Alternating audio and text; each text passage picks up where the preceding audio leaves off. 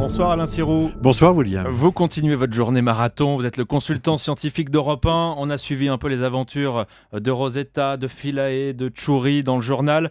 Le robot est posé sur la comète mais pas harponné, si on a bien compris. C'est grave, docteur, ou est-ce que c'est très grave ? Ah non, on est posé, et ça c'est vraiment la chose la Ça plus... vous enlève pas le sourire ? Ah non, pas du tout. Je pense que c'était vraiment l'essentiel. C'est-à-dire que la grande difficulté, il y a encore quelques heures, c'était de savoir si on aurait un signal. Ce signal, il est permanent. Et je dirais que c'est tout à fait normal d'avoir des difficultés parce qu'on ne savait déjà pas où on allait se poser, sur quel terrain, qu'est-ce qu'on allait trouver et ce que les ingénieurs ont découvert finalement au fur et à mesure du temps. Il y a eu un briefing tout à l'heure à l'Agence spatiale européenne.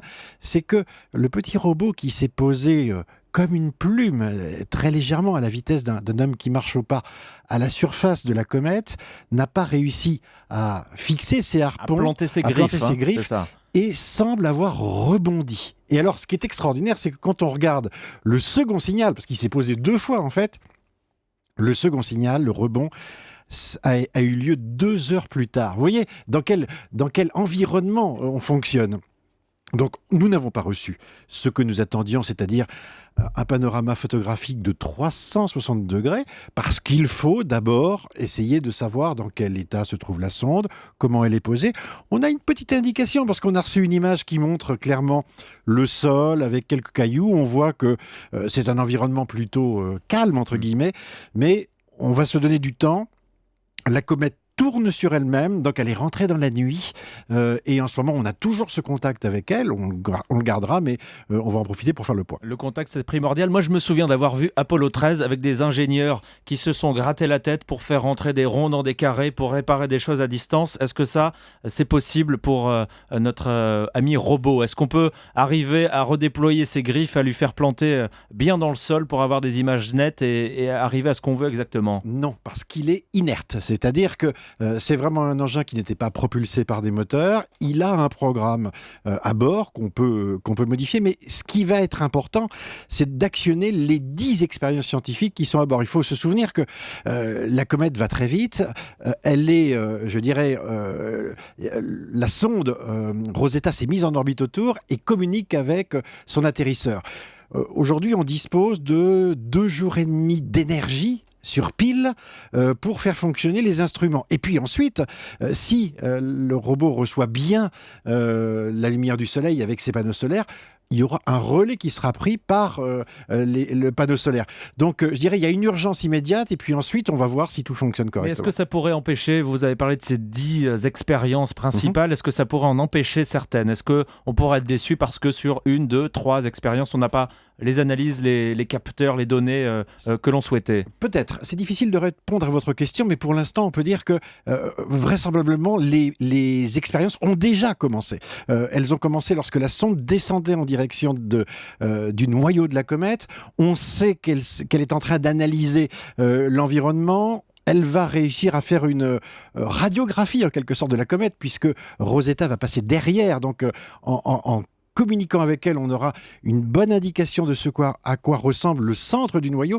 Et c'est quelque chose d'assez exotique, parce que c'est de la glace, on le sait, mais avec vraisemblablement une surface qui ressemble peut-être à de la crème brûlée, un peu caramélisée par-dessus, extrêmement noire, plus noire que le charbon, dont on pense d'ailleurs que ce sont des matériaux extrêmement primitifs qui ont peut-être contribué à apporter à la fois de l'eau et je veux dire des éléments carbonés qui auraient aidé à la construction de la vie sur Terre. Ça, on verra ça. Alors on a vu ces images de joie qui font toujours plaisir. Oui. Vous-même, j'imagine, et je vois encore votre sourire là sous mes yeux, que ça a été une journée chargée en émotions.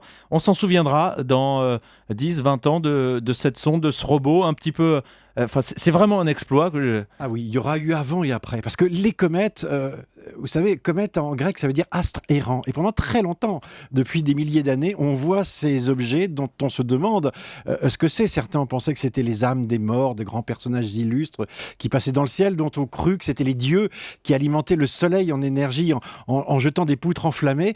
Eh bien, nous avons réussi à identifier des comètes, ce qu'elles étaient, ça c'est Halley, le fameux astronome, et puis à les survoler, et maintenant à se poser dessus, ce qui est un exploit absolument considérable, parce que ça va très vite, c'est extrêmement compliqué, c'est pas un objet qui a une très grande masse, donc ça veut dire que se poser à la surface d'une comète quand on pèse 100 kilos, au bout du compte, c'est comme si ça ne pèse plus qu'un gramme à la surface.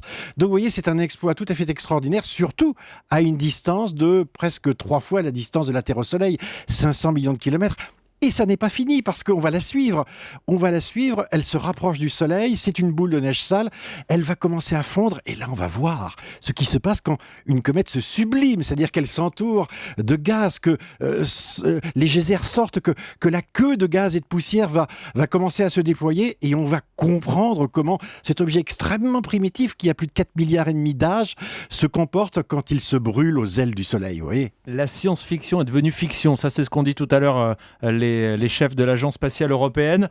Dans le meilleur des cas, est-ce que ce robot va vraiment changer le monde ? Est-ce qu'on va pouvoir obtenir des réponses décisives scientifiquement ? Alors, vous savez, en science, il y a une chose qui est extraordinaire, c'est que quand vous poussez une porte, il y en a 10 autres derrière. Donc, vous répondez à des questions, et puis vous avez des réponses à des questions que vous ne vous êtes pas encore posées. Ça, c'est vraiment quelque chose d'important. Et puis les comètes, je dirais que c'est un peu notre machine à voyager dans le temps. Elles ont 4 milliards et demi d'âge. Elles transportent avec elles une histoire que nous voulons comprendre. C'est comment se sont formées les planètes, comment l'eau est arrivée sur la Terre. Est-ce que la composition en eau des comètes est la même que celle des océans ? On le pense aujourd'hui, mais il faut le vérifier.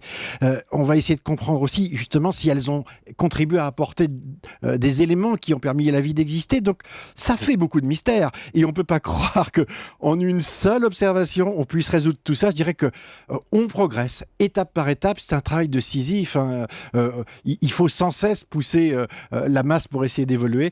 Et je dirais que là, pour le compte, on peut se dire qu'on a fait un beau pari en Europe, en France, en construisant finalement une sonde et en ayant un horizon de 14-15 ans. Aujourd'hui, on en recueille les fruits, c'est génial. Un travail de Sisyphe et un travail décisif, vous me permettez le jeu de mots. Merci beaucoup Alain Sirou, vous avez été au cœur de cette journée sur l'antenne. Merci d'avoir éclairé les auditeurs, de nous avoir fait comprendre ce qui est en train de se passer. On n'a pas fini de parler de Rosetta, de Tchouri et de Philae. Merci beaucoup Alain. Merci.